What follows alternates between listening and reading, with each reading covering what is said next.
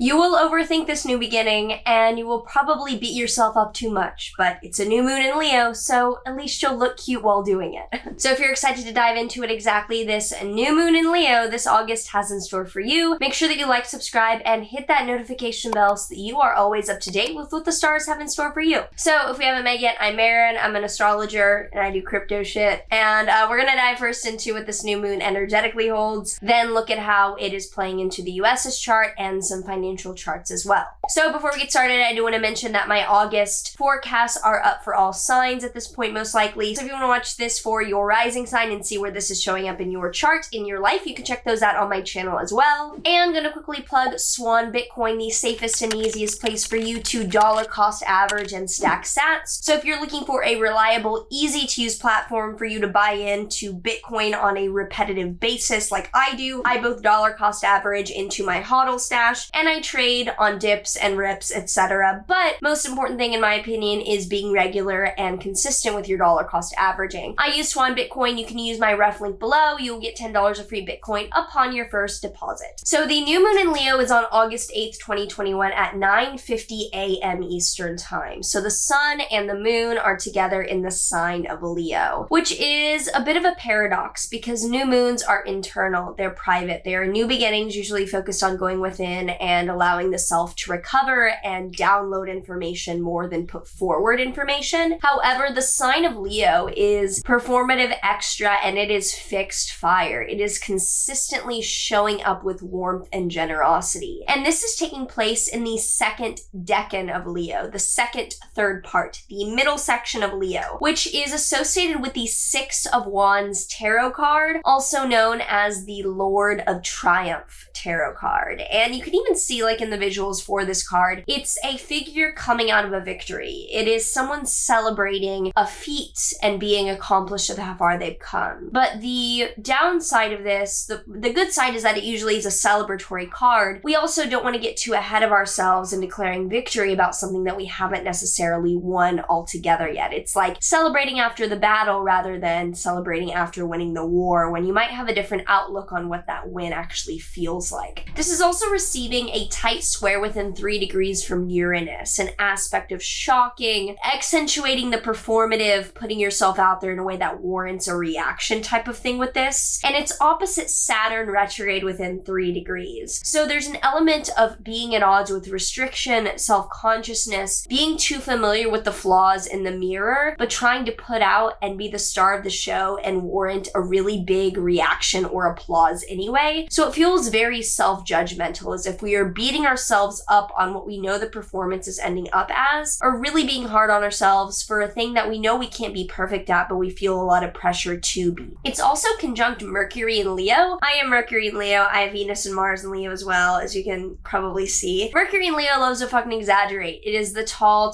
tale. And Mercury in Leo is also within 3 degrees of opposing Jupiter in Aquarius retrograde, or 5 degrees, excuse me. But Mercury in Leo, Mercury in the sign of the sun, which does not know a tall tale from like total fact, basically. I'm square one example of this. Everything I do is fucking exaggerated. It's truthful, but it's like, you play that up. Being opposite Jupiter is like regretting how much we're exaggerating, or being like, oh my god, I went too far and now I'm gonna have to live with being a joke, basically. So there's an element of regret with the opposition and Jupiter retrograde, in my opinion. And with Venus and Mars in Virgo, that's even more fucking judgmental. Venus, it's opposite Neptune as well. Like Venus in Virgo being in the sign of its fall automatically is hyper judgmental. It is looking for fulfillment and Venusian pleasure through the Virgo microscope of discrimination and exactitude, which doesn't exist. So it's like this endless, tumultuous, like getting happy that you want to level up, but also being sad that you just can't ever be totally happy. Mars in Virgo, I like that placement in a way because I feel like it's like the surgeon, like very specific, very insightful accomplishment. But Venus and Mars opposite Neptune, and Venus within 3 degrees of that, is being deceived that we can solve this. Having rose-colored glasses that we are reaching perfection, that we can force ourselves and judge and inner critic ourselves out of this mess. So I would describe this with the combination of Virgo and Leo in here, like I understand in a person, as finicky. It screams overthinking it and trying to put on the perfect show. So if you already know what house this is happening in your chart in, what area of life this is showing up for you as, let me know know down below. This is showing up in my 8th house of finances and investing, so I bet I'm gonna beat myself up around trading. Maybe have a decent trade, but like be like, man, that was not a 500x. Boom, we out. So in the United States' chart, the ascendant of the exact moment of this in Eastern time, and Mars and Mercury are in Virgo near the United States' Neptune in the 10th house. So this reminds me like kind of, or it invokes thoughts of Biden speaking out to say something sharp and like cunning with that Mercury Mars in the 10th, the house of authority, but also something that's glossed over or blinded to the masses because Mercury and Mars are opposite, Venus and Mars near the US Neptune, tightly opposite to the Neptune as well, like Neptune opposition going on there. Basically, it looks like Biden doing something, taking action that's very decisive and very like kind of judgmental or kind of cunning, and no one is really acknowledging how like sharp that was. We're all just like, okay. Like I think of someone in power taking action that is not recognized for being as cutthroat as it is. And in the New York Stock Exchange's natal chart, this new moon is happening fairly close to its natal Uranus, which is volatile, and yeah, looks more volatile than anything.